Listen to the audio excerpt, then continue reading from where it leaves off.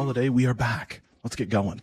Welcome to the Quiet Bull Index weekly update for the week ending July 10th, 2026. The Quiet Bull Index tracks the innovative companies and industries we believe are help shaping the future. And each week we ask the same question, what happened? So that's what we're going to do here. So let's begin this week's QBI with the Market Health Scorecard. So we're going to do the Quiet Bull Index Market Health Scorecard. Our grades measure the overall health of each sector based on technical trends, capital flows, fundamentals, and upcoming catalysts.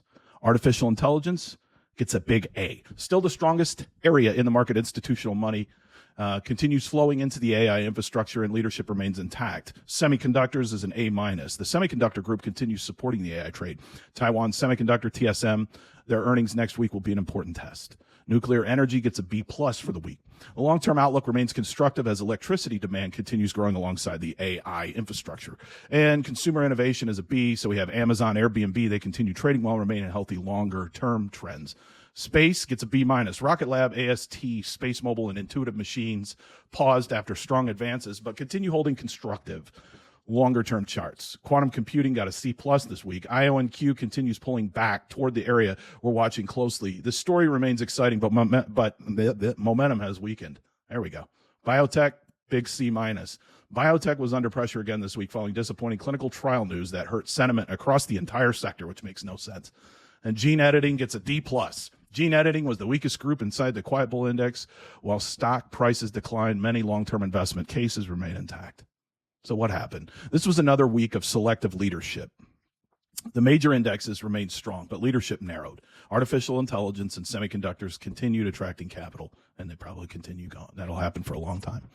Meanwhile, biotech, gene editing, quantum computing, and portions of the space sector experienced selling pressure. So when markets become selective like this, following capital rotation becomes even more important than following the indexes. Get it? So leaders and laggards. The leaders this week were familiar. NVIDIA continued demonstrating exceptional strength. AMD remains constructive, and uranium-related names held up well. On the other hand, Biotechnology absorbed another wave of selling after disappointing ATTR trial results from Ionis Pharmaceuticals and AstraZeneca, and that weighed on the entire damn sector. Importantly, investor sentiment can change much faster than company fundamentals.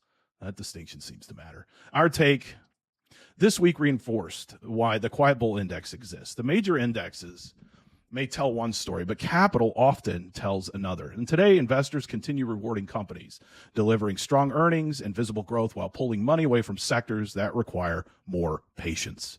Our job isn't to chase every rotation. Our job is simply to understand it. So we'll continue following the evidence, respecting the charts, monitoring the catalysts, and waiting patiently for high probability opportunities, because Quiet Bull doesn't make predictions.